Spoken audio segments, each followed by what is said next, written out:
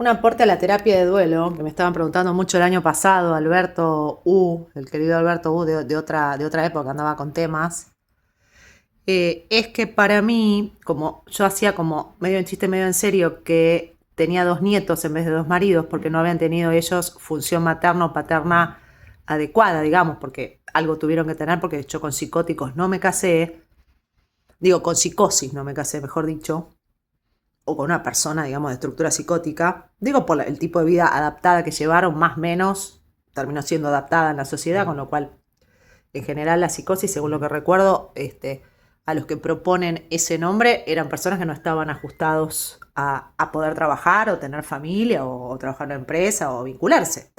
Bueno, tomando esa definición, yo digo, por el tema del duelo pensaba rápidamente, porque me quiero ir a caminar y no me puedo ir a caminar de que mis ideas me llevan puesta, sobre todo porque ya las tuve hace días y si no, ya me las olvidé una vez, dos veces por ahí ya la pierdo.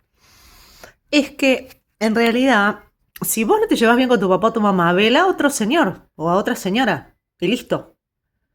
Es decir, si vos no tuviste función materna o paterna y no tenés ganas de hacerte cargo de tu familiar, como le pasó, por ejemplo, a un ex marido mío que era hijo único y nadie le dio una mano, con lo cual le di la mano yo, para velar a su madre, que era su suegra, que digo que era mi suegra.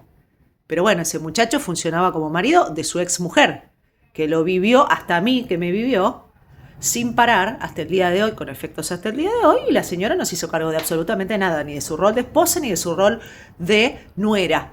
Yo tuve que hacer todo, el rol de esposa, el rol de nuera, velar a la madre, velar al perro, que la señora no quiso, que se encaprichó y a los 6 meses la quiso devolver y no la quiso cuidar. Pero además hubo que mantenerla, pagarle la prepaga durante todo mi matrimonio y además dejarla con un departamento y mensualidad. Eso porque tuvo un buen bufete de abogados.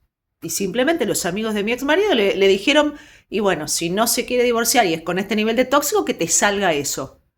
Y entonces cuando me conoce a mí no quieren que se le haga el avispero porque se quiere casar conmigo, se casa conmigo y le dice a todo que sí a esta señora.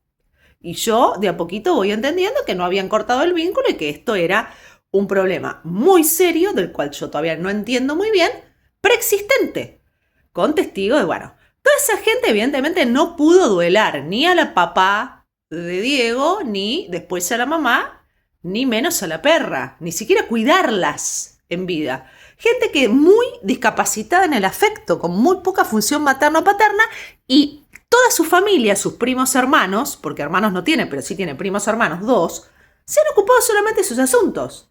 Y cuando fallecen o cuando tienen problemas o cuando se quedan sin laburo como sus mejores amigos, siempre le han pedido laburo y plata. Y cuando ya no necesitan más nada, se borran. Por eso yo terminé sola eligiendo el ataúd de mi suegra, cosa que, digamos, puede ser hijo único en la vida, pero no estar rodeado de enemigos que solo están para festejar, como cuando vinieron al casamiento. A mí me pasa con mi familia, hace años yo los conozco. Hay gente que solo está presente para el festejo. Con suerte, alguna ni para el festejo. Y otra que está siempre alerta cuando ya no da más la cosa y ya la persona está hundida y ahí aparece. Y si no, para la buena noticia se borra, que es una manera también de violencia, pues como ningunear el bienestar del otro y ser el gran salvador cuando ya no queda otra. Son modalidades de violencia, por eso, si estás en una situación de tener que duelar, por ejemplo, a tu padre, y vos no vinculaste, vos no tenés función paterna, no tuviste una función deficiente y ya tuviste mucho conflicto y ya hace 10 años o 20 lo superaste en terapia y luego te exige el entorno que como sos mala hija o mal hijo, llámame. Cualquier cosa te explico cómo hacer y podés claramente dedicarte a tener responsabilidad subjetiva por muertes. Mira, yo tengo una amiga que vivió en cuidados paliativos, velando gente y viendo gente y a partir de ahí evolucionó en toda su relación familiar y hasta pudo procrear, cosa que no podía hacer. Es decir, se evoluciona en la persona, y es más, era una persona hasta profesional diagnosticada con un trastorno de personalidad que nunca tuvo. Se evoluciona poniendo el cuerpo en un hospital, en una unidad de cuidados paliativos, en pacientes, se evoluciona siendo terapeuta mirando el sufrimiento. No te creas que somos tan tontos los terapeutas. No solo además podemos vivir muchos de forma honrada y no trabajando a destajo, porque si no, si queríamos hacer negocios, éramos empresarios. Entonces, dedicábamos a otra cosa, a ser comerciantes. Entonces, la verdad es que hay que empezar a redefinir lo que es velar a un familiar y enterrarlo. Yo ya fui como 7, 8 veces en ponele 5 años a Jardín de Paz. Y ninguno era mi padre o mi madre. Y bueno, y capaz que si es mi padre o mi madre no voy a ir. ¿Y qué tendría de malo? Si he ido para un montón de amigos, familiares, vecinos, he enterrado abuelos, hermanos de mi padre. ¿Por qué tendría que estar permanentemente presente cuando yo siento que lo he estado cuando nadie más quiso estar? Que fue el momento clave. Si hay otra gente disponible, tiene que estar la gente disponible. Si yo no tengo una relación ya de hace 1000 años con mi señor progenitor o con quien sea de mi familia de sangre.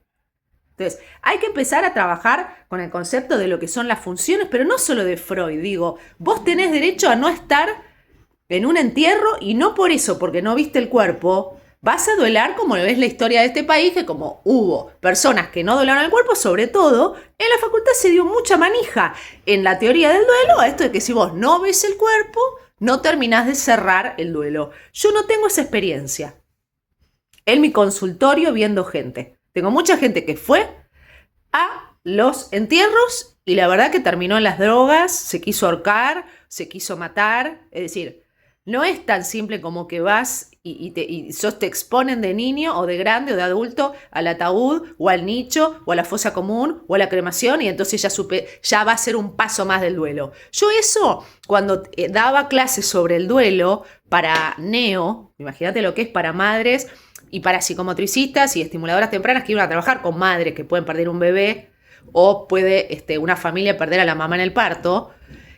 Claramente no es tan sencillo la terapia que hay de duelo y las teorías de duelo en términos de lo que es el cuerpo, el aspecto físico de la muerte.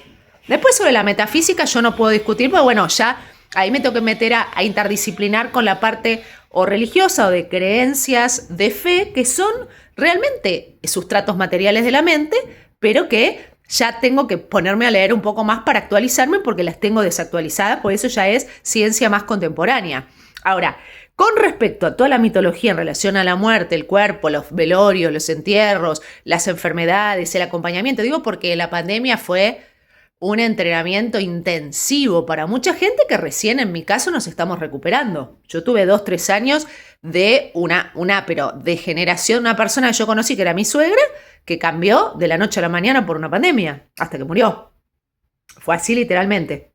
Una señora que tenía muchos problemas, pero que realmente nosotros pensamos que iba a vivir 5 o 6 años más de lo que vivió. Y hasta hoy sospechamos de algo. No nos cerró esa muerte. Aún con problemas preexistentes, no estaba en una situación que parecía a ella para nada. Y no para nosotros tampoco. Pero bueno, ya llegado un momento de varias internaciones, ya era un sí, ya se veía que su corazón ya no daba más. Ahora, ¿cómo llegó el corazón a no dar más? Y esa degeneración en el encierro, sin vincularse, sin poder salir y con el miedo, más allá de cualquier sustancia que le puedan haber inoculado, que eso es incomprobable hoy. Pero sí lo que es comprobable es que tal vez para el efecto de la salud de los mayores, estar en encierro, en este caso una persona con una cuidadora que no sabíamos si tenía o no, sin que nosotros podamos salir, que estábamos recién casados, siendo que tenía un solo hijo y siendo que todos sus familiares y amigos se dedicaron a sus familias sin siquiera darle cuerpo, ni dar la cara, ni ir a visitarla. Nosotros dentro de todo pasamos por el primer piso, gracias a Dios podía salir a la ventana y la saludábamos. Y yo tomaba esa iniciativa, siendo que era mi suegra y mi suegra ya no me aguantaba a mí. Porque claro, le había sacado al hijo y gracias a Dios que no lo había dejado en zona norte. Porque yo decidí venir acá porque teníamos una suegra a 2 cuadras, que si no iba a ser un quilombo, y además porque, bueno, todavía no estaba Fivertel en zona norte y te decían que si no tenías internet no ibas a poder comer. Yo no tenía negocio todavía de internet y como trabajaba en una multinacional y podía hacer a distancia, comimos por internet que yo tenía en mi consultorio, en Capital, perdiendo alquiler en provincia, más mi casa, más mi hogar de casada, más todo el quilombo de atención familiar de una suegra, la ex mujer del marido que yo estaba conviviendo y la perra de la ex mujer del marido que yo estaba conviviendo. El velorio, la perra se quedó, así como se cayó muerta en Avenida Libertador en octubre por no poder salir, no poder estar con una vida digna, más un tumor que tenía, más una obstrucción que tenía, pero una falla cardíaca, ella tomaba Cardial de toda la vida por alimentación pésima que le habían dado siempre, y bueno, fue una perra abandonada por la chica que insistió en adoptarla a los 6 meses, fue condenada al abandono, y el señor que no quería, en un departamento de un ambiente, tener una perra enorme adoptada en la capital, y que además era el único que trabajaba, se indignó toda la vida con ese perro hasta que aprendió a amarla. Pero la señora no quiso ni trabajar, ni criar el perro, lo quiso devolver al refugio en 6 meses, en una adopción. Y esa señora después no trabajó nunca más. Y yo le tuve que pagar la prepaga, que hasta hoy es una consecuencia. Digo, esa es la señora Paula Dorado. Esos no son duelos normales. Entonces, cuando hay personas que no saben duelar nada y siguen abrojados a tu historia, en mi caso yo tengo 2 tóxicas atrás que siguen pegadas a mí, porque tengo 2 maridos nietos, tené mucho cuidado, porque es muy peligroso. Pero además, sabe que nadie te puede obligar ni tocarte el timbre a hablarte, cosa que es un atropello y también es violencia y eso es un delito. Yo con un primo hermano desesperado no voy a ir a hacer una denuncia porque parece una estupidez. Pero si tenés un primo hermano que vos no confiás, tenés que hacer la denuncia.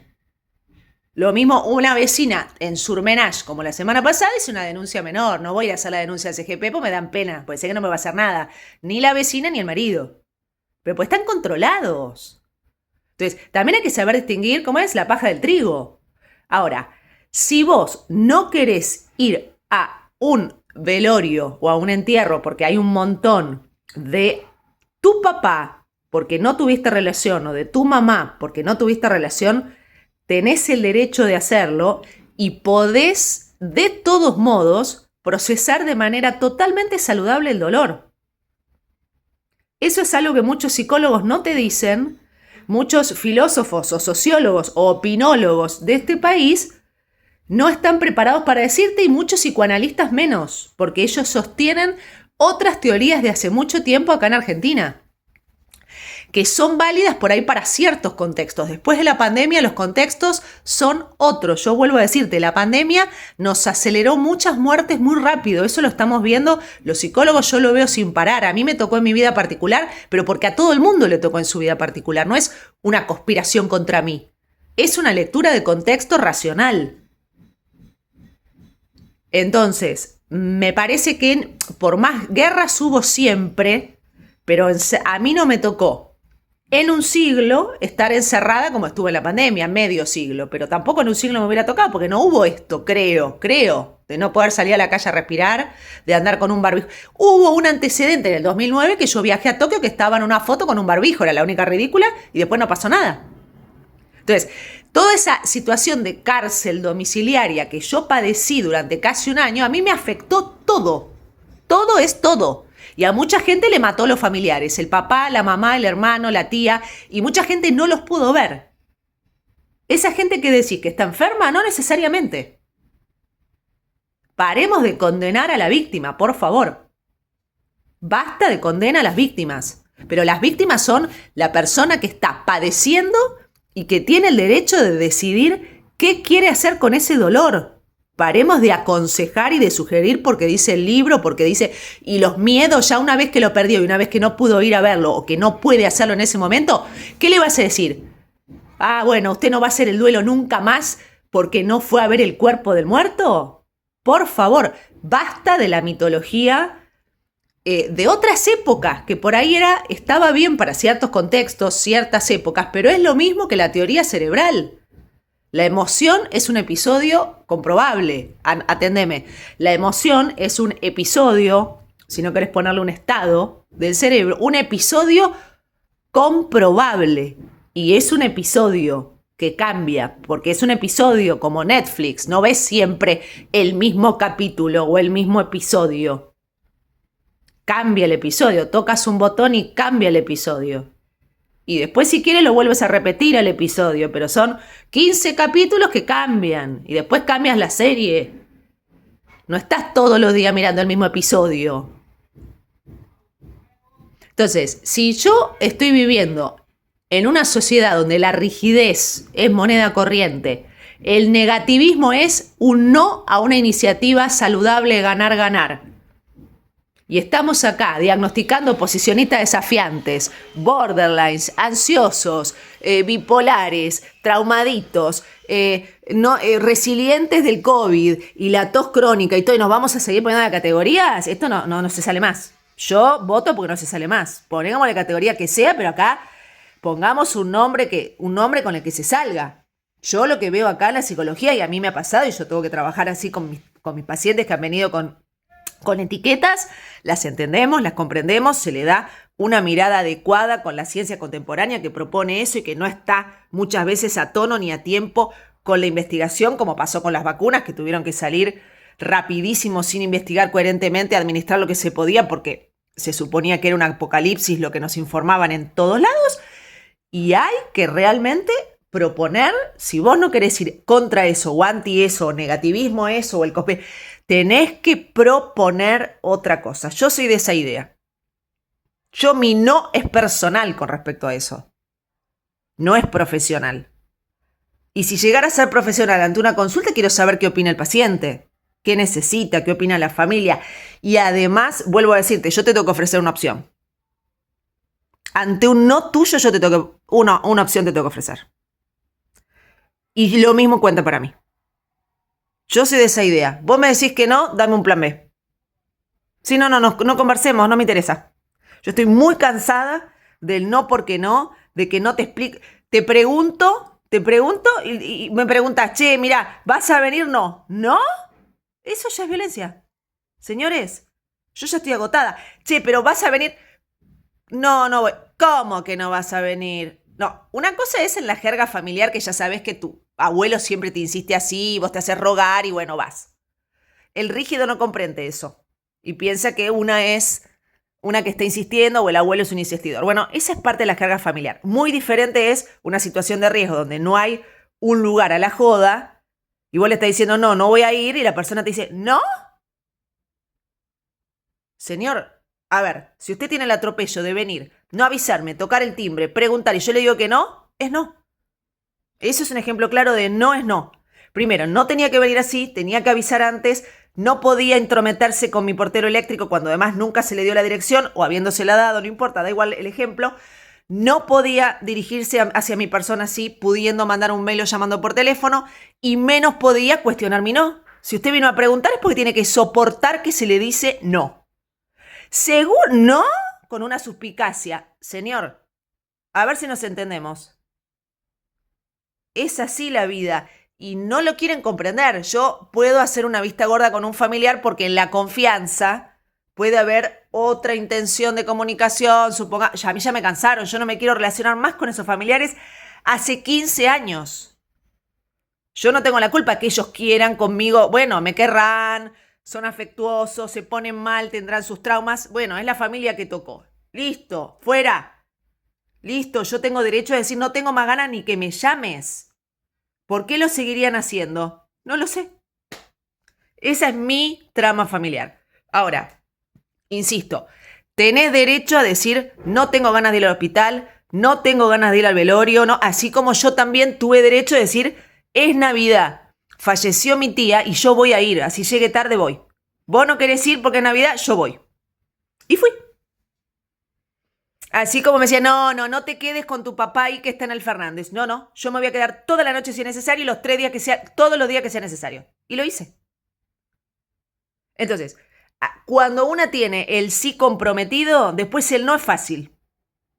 Al revés no es igual. Y la culpa aparece al revés. Te mando un cariño, cuídate.